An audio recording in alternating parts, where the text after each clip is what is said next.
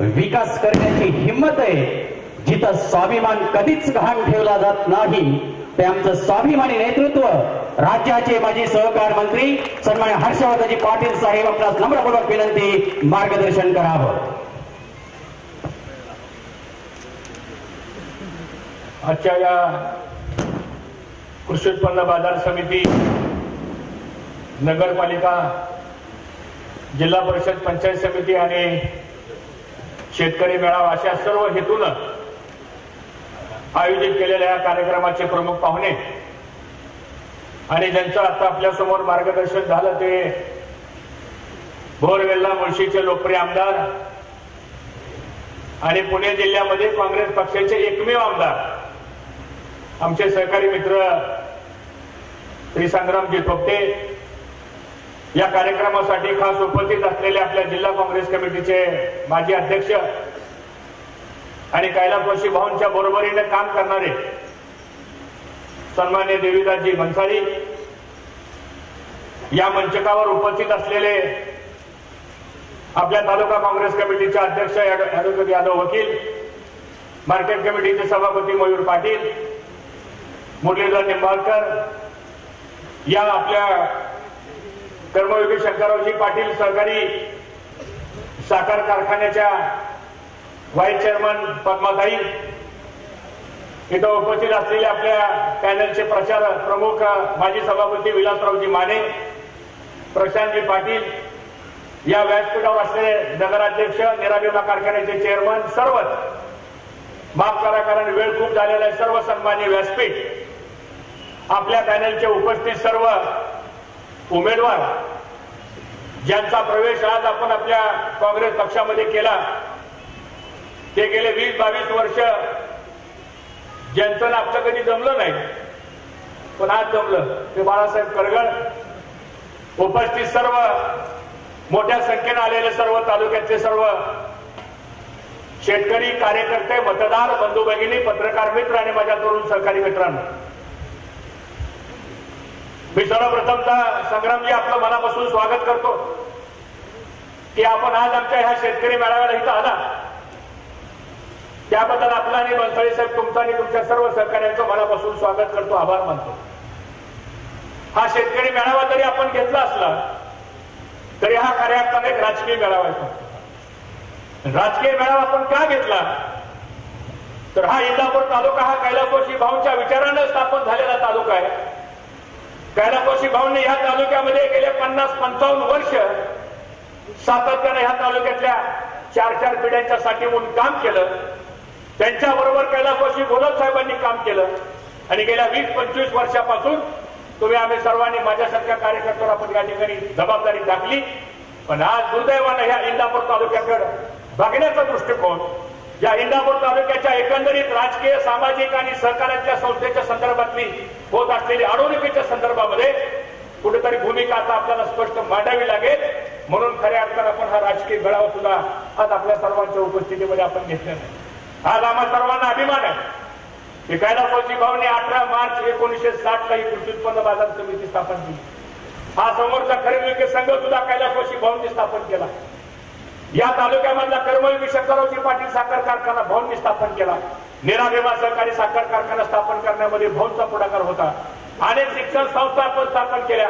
या बसलेल्या सोसायटीच्या सगळ्या संस्थेची स्थापना सुद्धा ही भाऊंच्या माध्यमातून झाली आणि आज आपण सर्वजण त्या छत्राखाली निश्चितपणानं वागतोय.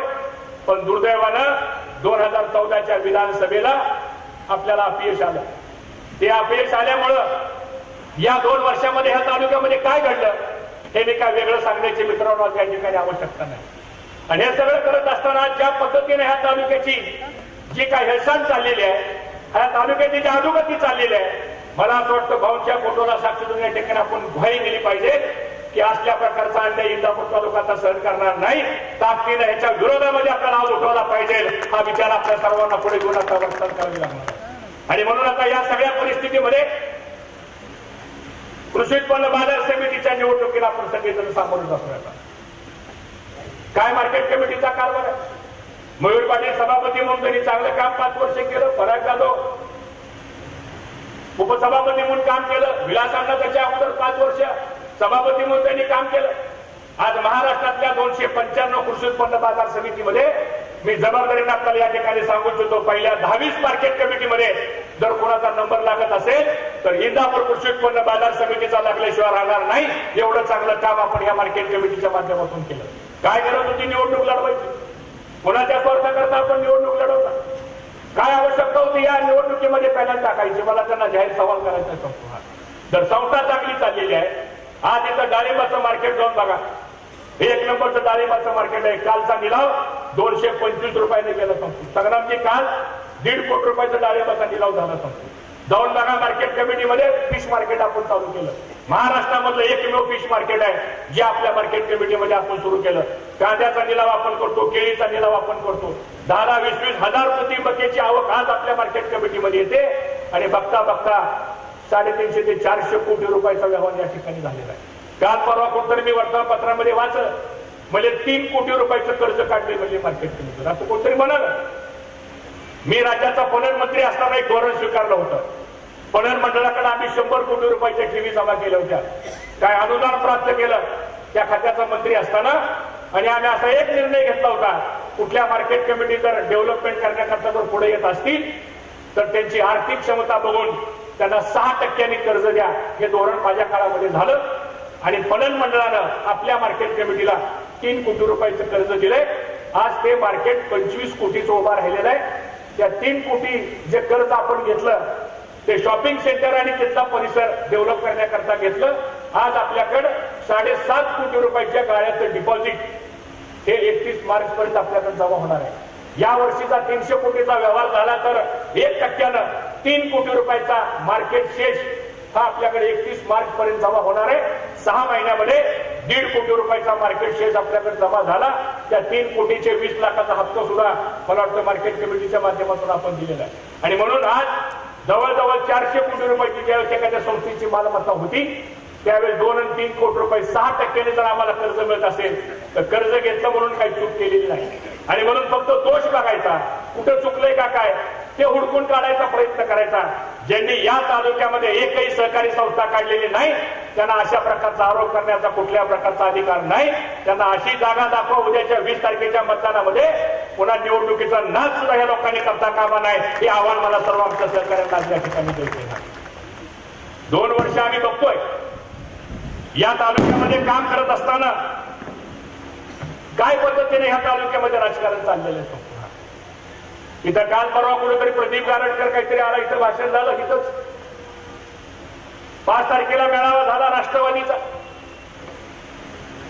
मी येतानाच म्हणलं माझा मोबाईल तिथे ठेवतो. राष्ट्रवादीचा पुढारी संग्राम भाषण करताना कोणाचा फोन आला की असं आपण बोलायचं. पुन्हा म्हणायचा राजकारणात खोटून बोलावं लागतं. टीव्हीवर दाखवलं का ना डवळे, सगळ्या महाराष्ट्राने बघितलं संपूर्ण. आणि म्हणतात की असं खोटं बोलायचं असतं ना ह्यालाच राजकारण म्हणतात संपूर्ण. असं अजित पवारच बोलला संपूर्ण. नाव घेऊन बोलतो आता संपूर्ण. काय नाव घ्यायला काय कोणाचा काय 7 वार आपण काय बदलायची कारण नाही का? काय घाबरायची कारण आहे कोणाला? बाद झाला आता इथून पुढे आपल्याला संघर्ष करायचा आहे. लढायला तयार राहा. ही राजकीय सभा आहे आपली मित्रांनो या ठिकाणी. काल इथं सभा झाली आणि गारटकरनी भाषण केलं संपूर्ण. गारटकर, जगदाळे आणि भरणे संग्राम एकच टेप असतो संपूर्ण. सगळी पाठ झाली आमच्या लोकांना संपूर्ण. हा प्रदीप गारटकर त्यांनी गेल्या 25 वर्षामध्ये जेवढे होते नव्हते तेवढे सगळे पक्ष बदलले संपूर्ण. का तर शेवटी कावळा तरी घास शिवल आपला संपूर्ण. आणि अशी पक्ष बदलणारी माणसं ही इथे येऊन भाषण करतात. मग मी एका पुढाऱ्याला विचारलं, म्हटलं काय कारण आहे इंदापूर नगरपालिकेच्या निवडणुकीच्या बाबतीमध्ये कोणतरी म्हणतात हे उभं राहणार ते उभं राहणार. मग मला माहिती मिळाली की इंदापूर नगरपालिकेची निवडणूक राष्ट्रवादीचे पुढारी का लढवत आहेत. तर ही जर आपल्या ताब्यात आली तर मग 2019च्या विधानसभेला आपल्याला पक्षाकडे तिकीट मागता येईल. विकासाकरता नाही शहराच्या, ह्यांच्या स्वार्थाकरता निवडणूक लढवण्याचं काम आता या माध्यमातून चाललेलं आहे. दुसरा आपला मार्केट कमिटीला उभा राहिलेला बेटी सांगतो तुम्हाला. हा कोण आहे माहिती तुम्हाला, नाव घ्यायची गरज नाही. सांगतो काय योगदान आहे या तालुक्यामध्ये, कोणतं सामाजिक काम या 25 वर्षामध्ये ह्या गाड्यानं तालुक्यात केलं सांगा बरं, सांगा बरं. मात्र रस्ते आपण केले. बावडा नरसिंहपूर रस्ता आम्ही मंत्री असताना, सरकार आपला असताना 4 वेळा रस्त्यावरती पैसा खर्च केला. सगळे रस्ते एका वर्षामध्ये खलास करतो. कशामुळं? ह्यांची वाळूची वाहतूक करतो. आणि हे आरोप काय करतात म्हणले, हर्षवर्धन पाटलांनी म्हणले खाजगी कारखाना काढला आणि तो खाजगी कारखाना काढला म्हणून हे 2 कारखाने मोडीत काढले असं जगदाळेचा आरोप करतो तुम्हाला. जगदाळेला मला या ठिकाणी सांगायचं, जरा जपून बोला. आम्हालाही बोलता येतं सांगतो. ज्या गावच्या बोलीत त्याच गावच्या बाबडीत याद राखा, अशा प्रकारची भूमिका घेऊन जर पुढे कोणी काय भूमिका मांडत असेल तर त्याला त्याच भाषेमध्ये उत्तर द्यायचं काम करा. कार्यकर्त्याला सुद्धा मला सर्वांना त्या ठिकाणी सांगायचं, हो आम्ही कारखाना काढला तिकडच्या भागामध्ये. 18,000 शेतकऱ्यांनी तिथे शेअर जमा केले. त्या बार्शी भागामधल्या दुष्काळी भागातल्या लोकांना न्याय देण्याकरता म्हणून बँकेचं कर्ज करून आपण कारखाने काढले. तुमच्या नेत्याच्या पुढाऱ्यासारखे 15 कमी किमतीत आणि दम देऊन दडपशाही करून आम्ही नाही कारखाने घेतले, कोणाची विकत संपवू. जनरेटरचा कारखाना कोणी घेतला? अजित पवारने कारखाना घेतला जनरेटरचा. केवढ्याला घेतला? 120 कोटीचा कारखाना 60 कोटीला घेतला. राजू शेट्टी ओरडतो ते काही चुकीचं नाही. हायकोर्टामध्ये केस चालली, आता सांगतो कळेल. दूध का दुधा पाणी का पाणी सांगतो तुम्हाला. आणि मग कोणता व्यवसाय करायचा असेल, ठीक आहे, आम्ही कारखान्याचा व्यवसाय केला, कोणी बिल्डिंगचा व्यवसाय केला, कोणी वाळूचा व्यवसाय केला. आम्ही तर नाही वाळूचा व्यवसाय केला सांगतो. कोणी त्या ठिकाणी वादातल्या जमिनी असतात ना सांगतो, हा त्या मिटवण्याचा कोणाचा व्यवसाय असतो सांगतो. हा असतो का नाही सांगा. कुणी भांडणं लागली तर एक पार्टी हाताशी धरायची आणि त्याला सांगायचं तू मला अधिकारपत्र दे, 10-5 गुंड पाठवायचे, जमीन लुकडायची. अशा उदाहरणं घडलेत का नाही तालुक्यामध्ये आपल्या संघामध्ये? आज इथं भाऊसाहेब तोरवले म्हणला एक गोष्ट खरी आहे. एक चांगला सच्चा कार्यकर्ता खरेदी संघाचा चेअरमन म्हणून काम करत असताना जनरल मिटिंगला संग्राम सगळ्या समोर पैलवान या संघाच्या वरच्या हॉलमध्ये घातले आणि आज त्या लोकांना त्या ठिकाणी मारहाण केली. हे बी काही कमी नाही. दोघं भाऊ सांगतो तुम्हाला. हा ती 3.5 कोटी, त्याचा भाऊ 6 कोटी, दोघांनी कार्यक्रम केला सांगतो. सगळ्यांनी बघितला सांगतो. कोण कोणाला कमी नसतं सांगतो आता. हा आणि ही असली माणसं उद्या तुमच्या समोर मार्केट कमिटीच्या निवडणुकीला जर मत मागायला येत असतील तर संग्रामजी तुमचं खरंच अभिनंदन केलं बनाव. इथं आमच्या तालुक्यामध्ये खरं म्हणजे हिटलरशाही चालली आता सांगतो. काल परवा मला काही गट सचिव भेटायला आले, 20-25 जण आले रात्रीची भेटायला. म्हणलं काय आला भेटायला? सगळे अशी खाली माना वाकले होते सांगतो सगळ्याचे. म्हणलं काय झालं? अहो म्हणलं साहेब आमचं ब्लड प्रेशर वाढतंय, कोण म्हणतं आम्हाला शुगर झाली. म्हणलं काय झालं? आज शिव्या खाऊन म्हणले आम्ही आता किकलू म्हणले सांगतो. ही निवडणूक आहे नाही, सगळी गट सचिवाला फोन जातो. गट सचिवाला जा सगळे माणसं गोळा करा. ती गट सचिव बिचार आपलं काय करतात? 500, 700, 1000, 2000 रुपये पगार पोटासाठी. परवा बँकेचे सुद्धा अधिकारी भिगवणला कार्यक्रम झाला, सगळे बँकेचे अधिकारी बोलवले सांगतो तुम्हाला. तुम्ही मार्केट कमिटी लढवली, तुम्ही नाही कधी बँकेचा स्टाफ बोलवलं सांगतो तुम्हाला. तिथं सुद्धा बँकेच्या अधिकाऱ्यांना एवढा दम दिला. अहो हे बँकेचे अधिकारी सगळे बोलत साहेबांनीच कामाला लावले सगळे पहिले येऊन सांगतात आम्हाला सांगतो. मी अशा पद्धतीनं उद्या जर ही माणसं या पद्धतीचं जर काम करत असतील तर ह्यांच्या ताब्यात मार्केट कमिटी द्यायची का आपल्याला? आज आपल्या 79 नव्या संस्था आपण काढल्या.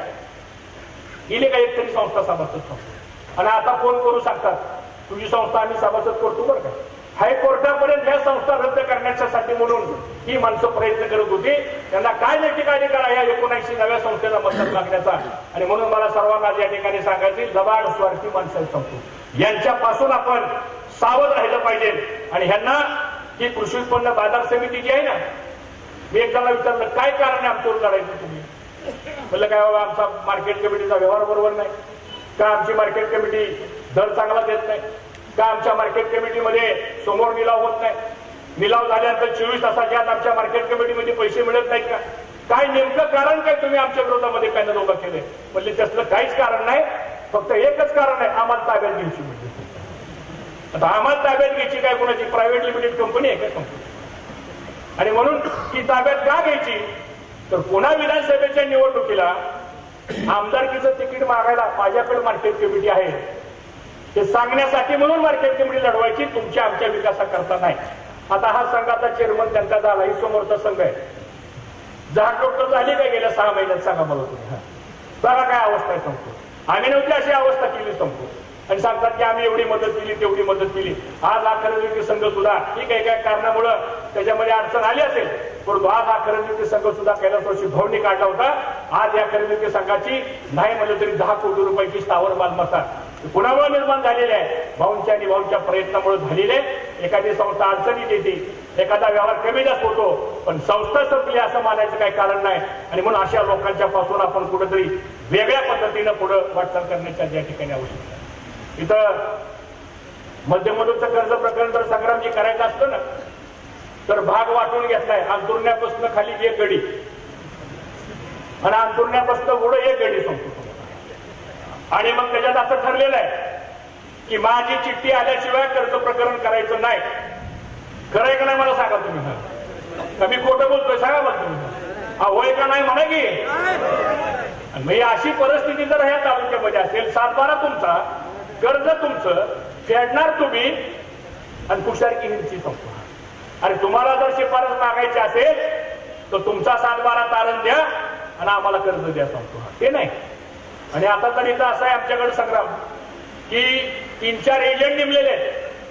मध्य मुदतचं कर्ज प्रकरण करायचं असलं तर 3 ते 5% कमिशन घेतलं का नाही. तुम्ही करा मध्य मुदतचं कर्ज प्रकरण.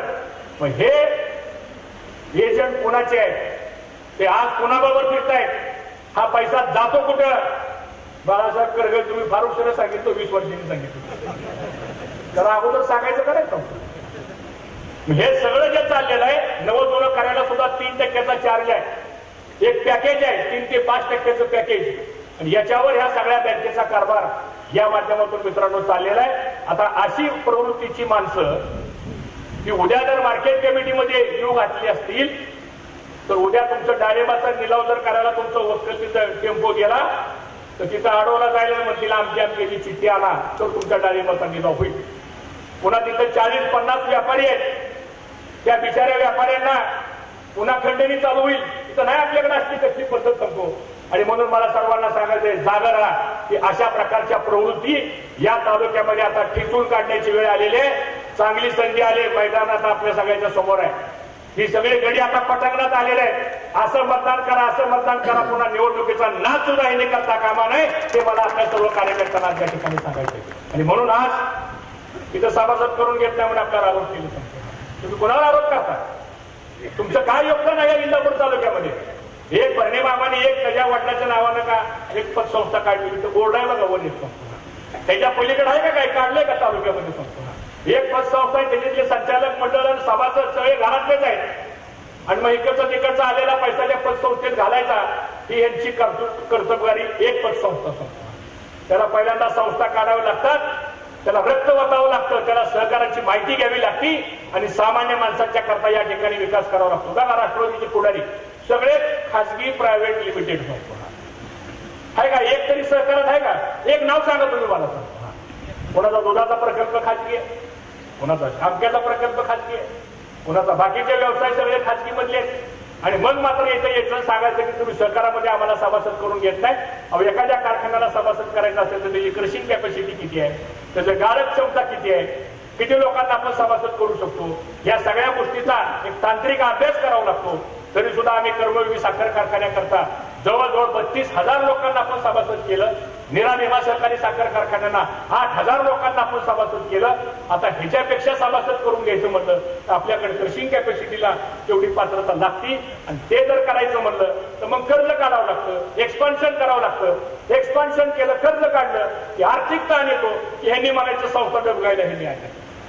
अरे आमचे 2 कारखाने जर चुकीचे वागत होते तर जिल्हा मध्यवर्ती बँकेचा चेअरमन संग्रामजी 6 महिने माझ्या दारात येत होता. 6 महिने रेड कार्पेट टाकून असत, साहेब तुम्ही तुमच्या दोन्ही कारखान्यांचं प्लेज आमच्याकडे घ्या म्हणून सांगतो. का तर साखर कारखान्याचं प्लेज जर ह्या जिल्हा बँकेकडे जर नसेल ना तर ही जिल्हा बँक एक दिवस सुद्धा मित्रांनो चालणार नाही. आणि तुम्ही सांगितलेला हा जो दाखला आहे तो खरा आहे. ज्या वेळेस निम्मूच्या सोसायटीचं प्रकरण झालं, एका सोसायटीमधलं 42 कोटी रुपयाचं बोगस कर्ज वाटप झालं होतं. 42 कोटी रुपयाचं. आणि ते प्रकरण जर त्यावेळेस जर समजा फार मोठ्या प्रमाणात जर मीडियासमोर जर आलं असतं तर 4,000 कोटीतल्या 3,000 कोटी ठेवी या जिल्हा बँकेच्या एका दिवसात पुण्यातल्या नागरिकांनी आणि डिपॉझिटरनी त्या ठिकाणी काढल्या असत्या. आणि म्हणून मी राज्याचा सहकार मंत्री असताना आम्ही नाही असा विचार केला ठीक आहे आज हे बँकेचे पदाधिकारी असतील पण ही बँक ही कैलासवासी भाऊ गोलपसाहेब यांनी शेतकऱ्यांच्या करता तोक्ते साहेबांनी स्थापन केलेली बँक आहे. त्यांना मात्र कुठं अडथळा येता कामा नाही. ही भूमिका आपण ह्या माध्यमातून मित्रांनो आपण घेतलेली आहे. आणि म्हणून अशी माणसं ज्यावेळेस मतं मागायला येतील आपल्याकडे त्यावेळेस आपण त्यांना त्यांची जागा दाखवण्याचं काम तुम्ही आम्ही सर्वांच्या माध्यमातून या ठिकाणी केलं पाहिजे. आता आपण पाहिलं असेल या तालुक्यामध्ये 2 वर्षापूर्वी एक नवीन गडी निवडून आला. त्याचं तर काय न सांगितलेलंच बरं सांगतो. स्टेजवर उभा राहिला की कुठला नाही त्या देवाचा शब्द घेतो. आरकेची शपथ तमकेची शपथ नाही काय राहिलं तर पुन्हा बिचाराच्या बिरोबाची बी शपथ घेतो. किती खोटं बोलायचं. आणि मला असं वाटतं आता तालुक्याच्या लोकांनी ओळखलेलं आहे की हे टेम्पररी पासिंग आहे. आपला निवडून गेलेला आमदार हा टेम्पररी पासिंग आहे. जसं टेम्पररी लायसन असतं ना आपल्याकडे लर्निंग. मग ती गाडी कधी भाजपकडे जाते, ती कधी रासपकडे जाते, ती कधी कुठं अपक्षाकडे जाते.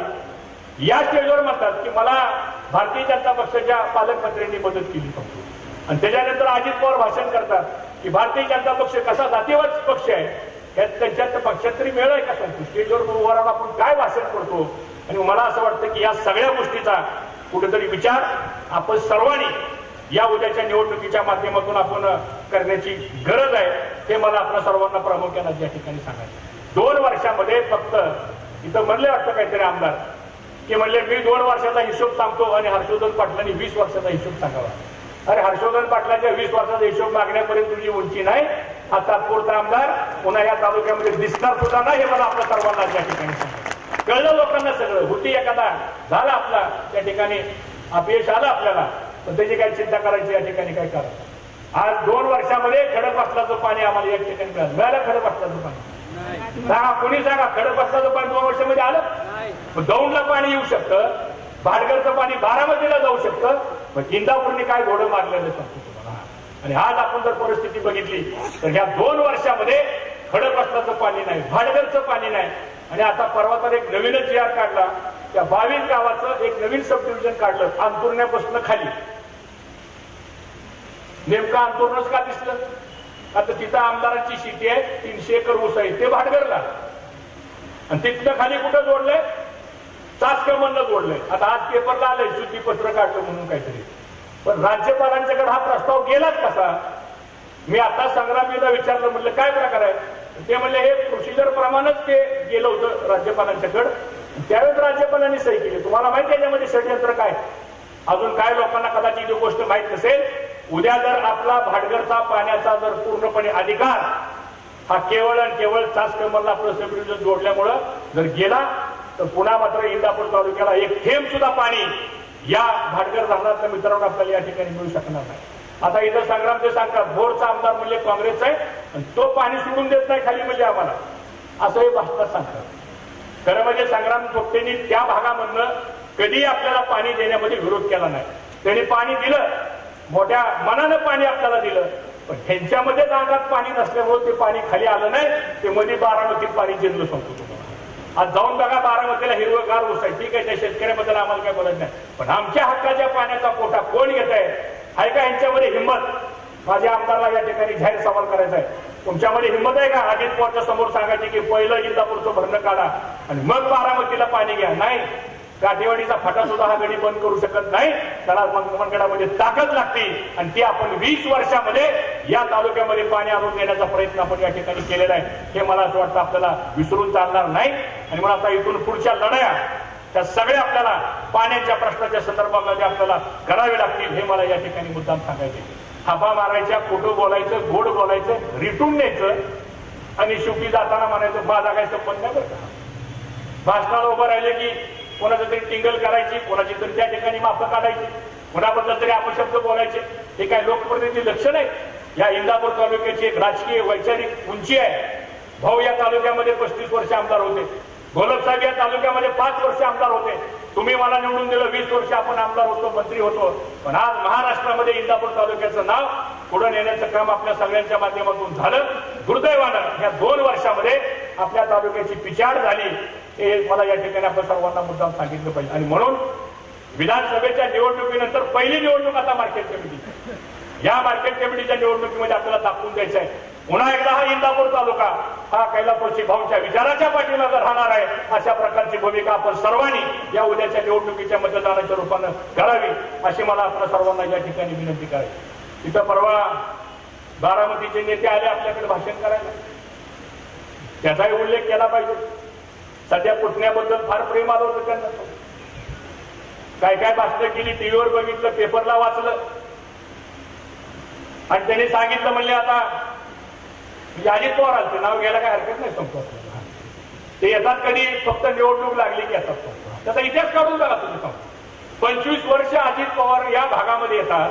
या 25 वर्षामध्ये अजित पवारने ह्या इंदापूर तालुक्याकरता कोणतं काम केलं एक सांगा सांगतो तुम्हाला. कोणतं काम केलं? एक काम नाही, करायची गरज नाही. एक काम केलं, 100 एकर जमीन इथं घेतली, विद्या प्रतिष्ठान काढलं आणि त्याच्या पलीकडे 50 एकर जमीन घेतली आणि तो बायपास आहे ना, दळवी कलेक्टर असताना तो अलीकडे होता बायपास, पण त्या बारामती विद्या प्रतिष्ठानच्या जमिनीचा आणि त्यांनी घेतलेल्या मस्तूरच्या नावावर काय 50-100 एकर जमीन घेतली. ती बिचारा वारला मस्तूर संपला, कोणाच्या नावावर केली मला माहित नाही, पण तिथं मधून अशी एक हा बायपासचा रस्ता काढायला खालचावर वरचावर प्लॅन करायला लावला. आणि मग मला कलेक्टरने सांगितलं म्हणजे साहेब जर अलाइनमेंट बदलतो बरं का, काय तर म्हणजे ह्यांचा प्लॉट आहे, त्याची बाजारभावाची किंमत वाढेल. एवढं काम मात्र इंदापूर तालुक्यामध्ये झालं, बाकी काम मात्र कुठे झालं नाही. आहे का? सांगा, तुम्ही सांगा कुठलं काम केलंय का? आणि म्हणून आज एक तरी संस्था अजित पवारने आपल्या उभ्या आयुष्यामध्ये काढली का? माझा जाहीर सवाल आहे अजित पवारांना. किंवा कोणी माझं भाषण रेकॉर्ड करत करा, त्यांना वाजवून दाखवा, काही हरकत नाही. खुलेआम स्पर्धा आहे, उद्या काय घाबरायचे कारण नाही. एक तरी संस्था अजित पवारने आपल्या 25 वर्षाच्या कारकिर्दीमध्ये काढली का? माळेगाव सहकारी साखर कारखाना लाखे तावरेंनी काढला. सोमेश्वरचा कारखाना बोकोटराव आप्पांनी काढला. छत्रपती सहकारी साखर कारखाना गोलबसाहेब निंबाळकर जाचक यांनी तो कारखाना काढला. हे सगळे आपण साक्षीदार. पुणे जिल्हा मध्यवर्ती बँक जुनी बँक आहे. बारामती तालुक्यातली मार्केट कमिटी सुद्धा अजित पवार राजकारणात याच्या अगोदर स्थापन झालेली मार्केट कमिटी संस्था. एक संस्था सुद्धा सहकारामध्ये काढली नाही. ज्याला सहकारामध्ये संस्था काढायचं माहित नाही त्यांनी सहकाराच्या संस्थेबद्दल बोलू नये असा स्पष्ट इशारा मला या निमित्तानं अजित पवारला द्यायचा आहे. ते मला आपल्या सर्वांना प्रामुख्याने जे काढतं त्याला कळतं ते कसं चालवायचं. त्यामुळे आमच्या संस्थेची अजित पवार तुम्ही काळजी करू नका. आमचा दूध सण कसा चालवायचा ते आम्ही चालवू. तुमच्यासारखा डायनॅमिक्सला नाही भाड्याने दिला आम्ही चालवायला. तुमच्यासारखा नाही गोयंकाला आम्ही भाड्याने चालवायला दिला. आम्ही चालवू. ही काही अडचण आहे. आमचा आम्ही बघू. 35 कोटीची स्थावर मालमत्ता आमच्या दूध संघाची. आज कर्मयोगी साखर कारखाना काढला, ताई आम्ही सगळेजण कारखान्याचं काम बघतोय. हाय अडचण नाही, आम्ही तुमच्या दारात आलो. आम्हाला कळते आमची संस्था आम्हाला कशी चालवायची. त्यांना आनंद होता का बोलताना? म्हणजे ते म्हणले की आता बघा कर्मयोगी साखर कारखाना म्हणले भीमा पाटस सारखा बंद पडणार आहे. कारण इतका आनंद झाला. हे प्रेम आपल्या तालुक्याबद्दल सांगतो. आणि जबाबदार माणसं जी 20-20 वर्ष सत्तेत राहिले काय भाषण वापरतात, काय भाषा वापरतात, तशी भाषा सुद्धा आम्हाला वापरता येते. पण हा 2 कुठल्यामधला फरक आहे संस्कृती. कैलासवासी भाऊंचे आमच्यावर संस्कार आहेत. इथं खेदानं नमूद करावं असं वाटतं, ज्यावेळेस 2006 साली दुर्दैवानं भाऊंचं दुःखद निधन झालं, शरद पवार मुंबईवरनं भाऊंच्या अंत्यदर्शन घेण्यासाठी पुण्याला आले. त्यानंतर 15 दिवस आपण सगळे इथे इंदापूरच्या गेस्ट हाऊसला होतो. अजित पवारला नाही वेळ झाली तुम्ही भेटायची. का नाही झाली? ही संस्कृती. आप्पासाहेब पवारचं ज्यावेळेस दुःखद निधन झालं त्या अंत्यविधीला हा पुतण्या गेला होता. हा 2 पुतण्यातला फरक आहे संस्कृती. त्याला राजकीय संस्कार घालावे लागतात. माणसं पैशानं आणि दादागिरीनं मोठी होत नाही, तर समोर बसलेल्या सामान्य माणसाच्या जनतेच्या आशीर्वादानं माणसं मोठी होतात. हे मला त्यांना या ठिकाणी मुद्दाम सांगायचं. इथं आले ते म्हणले की तुमचा पुतण्या म्हणले जॅकेट घालतो म्हणले. हो मी जॅकेट घालतो. काय अडचण काय? मी जॅकेट घालतो हा बारामतीचा माणूस कोट घालतो. 70,000 कोटीची ओळख महाराष्ट्राला कोणी करून दिली?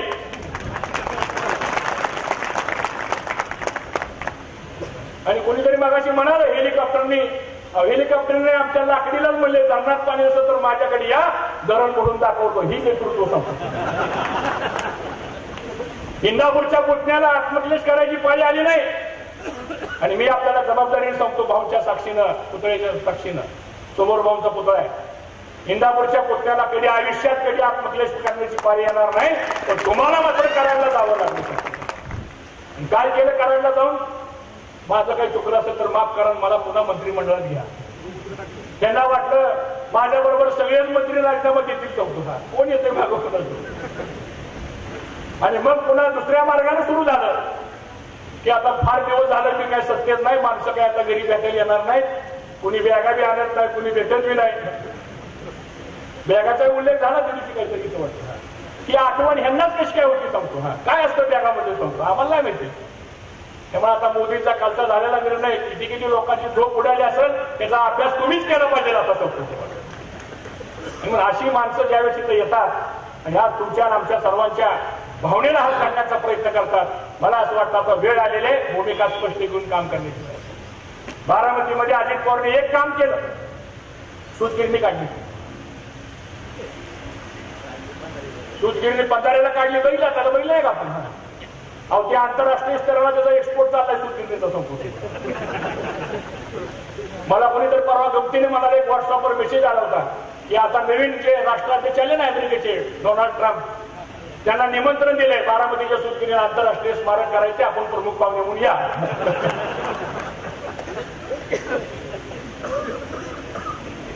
ही तुमची कर्तव्यगारी, हे तुमचं आतापर्यंतच्या कामाचं आले. आणि मग तुम्ही सांगताय आम्हाला की संस्था कशा चालवायच्या आमच्याकडून शिका. हो शिकतोय आम्ही. 2 वेळा तुमच्या तालुक्यातला माळेगाव सरकारी साखर कारखाना सामान्य माणसांनी कसा जिंकला हो सांगा. 2 वेळा का नाही, मागच्या चंद्रराव अण्णा चेअरमन झाले, आता रंजन चौरे चेअरमन झाले. फाटकी माणसं ती, त्यांच्याकडे चहा प्यायला नाही, डिपॉझिट भरायला पैसे नव्हते. पण मागच्या वर्षी निवडणुका झाल्या माळेगाव साखर कारखान्याच्या. तुमचा जर कारभार एवढा चांगला होता आणि तुम्ही जर एवढ्या चांगल्या संस्था चालवत होता तर याचं उत्तर द्या इंदापूर तालुक्यातल्या जनतेला की तुमच्या जवळचा माळेगाव साखर कारखाना का गेला. आज तिथं राज्याच्या मुख्यमंत्र्यांच्या हस्ते कार्यक्रम चालू होता. अनेक लोकांचे प्रवेश चालले असं मला आता या ठिकाणी फोन आला, पण मी काय इथं फोन घेणार नाही त्यांच्यासारखं. आणि मग अशा पद्धतीनं ज्यावेळेस ही माणसं पुढे येतात याचा कुठेतरी मला असं वाटतं आपण निश्चितपणानं विचार करण्याची आज या ठिकाणी आवश्यकता आहे. 70,000 कोटी रुपये शिक्षणाकरता खर्च झाले. मी या राज्याचा संसदीय कार्यमंत्री होतो. मला आठवतंय सभागृहामध्ये एक अहवाल आला आणि त्या अहवालावरच भांडणं सुरू झाली सांगतो तुम्हाला. आणि मला माहित होतो तो अहवाल काय आहे सांगतो. संग्रामजी त्याचे साक्षीदार आहे. 70,000 कोटी रुपये या राज्यामध्ये जलसिंचन खात्यामध्ये खर्च केले. फक्त 0.1%, 0.1% फक्त क्षेत्र हे सिंचनाखाली आलं. मग पैशात पाणी मुरलं का, पाण्यात पैसा मुरला का, ठेकेदाराच्या खिशात पैसा गेला का, धरणं त्या ठिकाणी ओसाड झाली, याचा विचार या महाराष्ट्राच्या जनतेने केला. आणि त्याचं म्हणून त्रास की उद्या आपली सत्ता या कालच्या 2014च्या निवडणुकीमध्ये या ठिकाणी गेली. 15 वर्ष तुम्ही आमच्या बरोबर राहिला, सगळी महत्वाची खाती तुम्ही घेतली, वाटाघाटी केल्या, वाटा त्यांना आणि घाटा काँग्रेसला. निवडणुकीच्या अगोदर 3 दिवस अगोदर पाठिंबा काढून घेतला आणि पत्र दिलं राज्यपालांना. राष्ट्रपती राजवट या राज्यामध्ये पहिल्यांदा केवळ आणि केवळ अजित पवारांच्या शिफारशीवर त्या ठिकाणी झाली. आणि आज नको त्या माणसाच्या हातामध्ये या राज्याची सूत्र गेल्यामुळं आज जे चित्र आज तुमच्या आमच्या सगळ्यासमोर जे निर्माण झालेलं आहे. आज दुधाला भाव नाही, कापसाला भाव नाही, उसाला भाव नाही, आज इथं सोयाबीनला दर नाही. सगळी शेतकऱ्याची अवस्था हवालदिल झालेली आहे. कालच्या दिवाळीत तर संपू, आज कुठं वाटलं नाही की दिवाळी साजरी माणसं करतील. एवढी भयानक परिस्थिती आज तुमच्या आमच्या सगळ्यांच्या समोर पुन्हा मिळाली.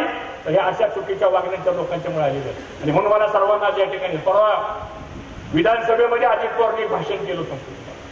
म्हणजे बघा माझी आठवण किती ती अजित पवारला सांगतो. मी सभागृहात नसताना सुद्धा, कारण सारखं पुढे मीच दिसतोय ना सांगतो. काय भाषण केलं संग्राम, तुम्ही सभागृहात होता. तुम्हाला एखादी थोडी बातमी पुढारीला का लोकमतला आली पेपरमध्ये सांगतो. काय भाषण केलं त्यांनी सांगितलं, म्हणले राज्य सहकारी बँक एका माजी मंत्र्यांनी बरखास्त केली. समोरून एक आमदार म्हणला, अहो तुम्ही नाव घ्या ना कोणाचं आहे. हो म्हणला नाव घेतो. हर्षवर्धन पाटलांनी आणि माजी मुख्यमंत्र्यांनी ती राज्य सहकारी बँक मध्ये बरखास्त केली. आणि मग मी निर्णय घेतला होता की आमची बँक तुम्ही बरखास्त केली होय, मग इंदापूरच्या आमदारांना मी पाडल्याशिवाय राहणार नाही, म्हणून मी त्यांना पाडलं. असं सभागृहात भाषण केलं. ही संस्कृती आहे. सभागृहात रेकॉर्ड आहे, माझ्याकडे प्रोसिडिंग आहे. तुम्ही आता सभागृहात सांगतो. रात्रीच मला तुम्ही येऊन सांगितलं असं त्यांनी भाषण केलं, आपलं मिटिंग होती आपल्या पक्षाची. ही जर अशा प्रकारची जर ह्यांची मानसिकता असेल तर काय आपल्या ह्या सगळ्या संस्थेच्या संदर्भात त्यांना आपुलकी राहणार आहे. आणि म्हणून मला अजित पवार सुद्धा या ठिकाणी सांगायचं, ठीक आहे तुम्हाला आला असेल यश एखाद्या माझ्या विधानसभेच्या निवडणुकीच्या संदर्भामध्ये, पण मला त्याही पेक्षा मला त्याचं दुःख नाही, पण ह्या राज्यातल्या लाखो शेतकऱ्यांचा संसार प्रपंच वाचवण्याचं काम ते राज्य सहकारी बँक बरखास्त केली, याचं मानसिक समाधान मला आहे. याबद्दल मला कसल्या प्रकारची अडचण या ठिकाणी वाटते. अशा अपयशाला घाबरणाऱ्यापैकी आम्ही कार्यकर्ता नाही. भाऊची शिकवण आपल्याला आहे. आणि म्हणून मला सर्वांना या ठिकाणी सांगायचंय, आता घाबरू नका. आता लढाई आपली खुलेआम लढाई आता संपतो. बाद झाला, आता हात पडदा ठेवू नका. सगळ्या कार्यकर्त्यांना सुद्धा मला सांगायचंय, आता सगळी तुमची जबाबदारी आहे. राजकारण करायचं ते फाटीबाय फाटी राजकारण करायचं. उद्याच्या निवडणुकीला ही मार्केट कमिटीची एक सुरुवात आहे. मला सर्व कार्यकर्त्यांना सांगायचंय, या निवडणुकीमध्ये कुणी कसल्या प्रकारची कसर करता कामा नाही. ज्याला राजकारण समाजकारण करायचं त्यांनी फाटीवर या. ज्याला जर फाटीवर उभं राहून राजकारण करायचं नसेल तर त्याची मात्र पुढच्या भविष्य काळामध्ये गय केली जाणार नाही. हा सुद्धा स्पष्ट इशारा मला सुद्धा या माध्यमातून असणार सर्वांना या ठिकाणी. काय देऊ नका कोणाला. साधा असं आडवं बोट सुद्धा लावू शकत नाही. मला माहिती नाही कुणाची म्हैस किती पाण्यात आहे. आम्ही 30-30 वर्ष काय उभं झोपा काढलेलं नाही सांगतो तुम्हाला. आम्हाला सर्वांना माहिती आहे. आणि म्हणून आपल्या सर्वांना मला या ठिकाणी नम्रपणानं सांगायचंय की आता हे सगळं जे चित्र जे आहे हे आपल्याला आता उद्याच्या कृषी उत्पन्न बाजार समितीच्या निवडणुकीनंतर या तालुक्याची दिशा स्पष्ट होणार आहे.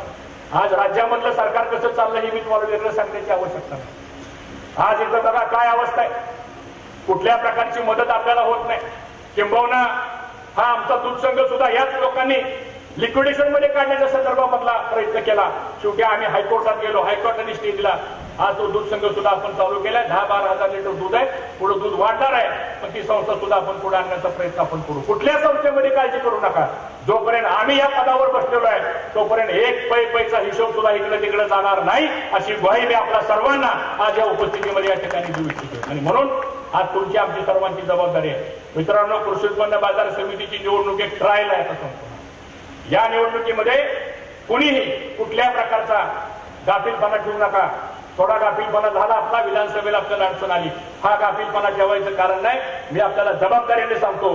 ते म्हणतात की आमच्याकडे एवढ्या संस्था आहेत. संस्थे आकडे सांगायला ठीक आहे, पण मी आज आपल्याला जबाबदारीने सांगतो, आज कृषी उत्पन्न बाजार समितीच्या 19 जागा त्या कर्मवीर शंकरराव पाटील विकास करण्याला आल्याशिवाय राहणार नाहीत. अशा प्रकारचं वातावरण आज तुमच्या आमच्या सगळ्यांच्या माध्यमातून तयार झालेलं आहे. हे 7-8 दिवस फार महत्वाचे आहेत. जागा राहा. प्रत्येकाने आपापलं मतदान, आपल्या गावातलं मतदान हे आपल्या पॅनल टू पॅनल कसं होईल अशा प्रकारचा प्रयत्न आपण करा. नगरपालिकेच्या बाबतीमध्ये सुद्धा प्रचंड काम आपण इंदापूर शहरामध्ये केलेलं आहे, ज्याचा उल्लेख अशोक इलगोडेंनी आपल्या भाषणामध्ये केला. तिथंही आपल्याला काँग्रेस पक्षाच्या विचाराची सत्ता आणायची. आणि त्यानंतर मुरलीधरनी उल्लेख केल्याप्रमाणे पंचायत समिती आणि जिल्हा परिषद यावेळेस काय राष्ट्रीय ताब्यामध्ये जिल्हा परिषद जात नाही. ही आपल्या विचाराची जिल्हा परिषद होणार आहे. आपल्या विचाराची पंचायत समिती होणार आहे. आणि त्यासाठी आपण सर्वांनी प्रयत्नाची पराकाष्ठा करावी अशीच आपल्या सर्वांना विनंती करतो. या सगळ्या उमेदवारांना पतंग या चिन्हावर आपण शिक्का मारून प्रचंड मतानं निवडून द्यावं अशा प्रकारची अपेक्षा व्यक्त करतो. आपण आल्याबद्दल आपल्या सर्वांचं स्वागत करतो, आभार मानतो, संग्रामजींचा आभार मानतो आणि माझं भाषण संपवतो. जय हिंद, जय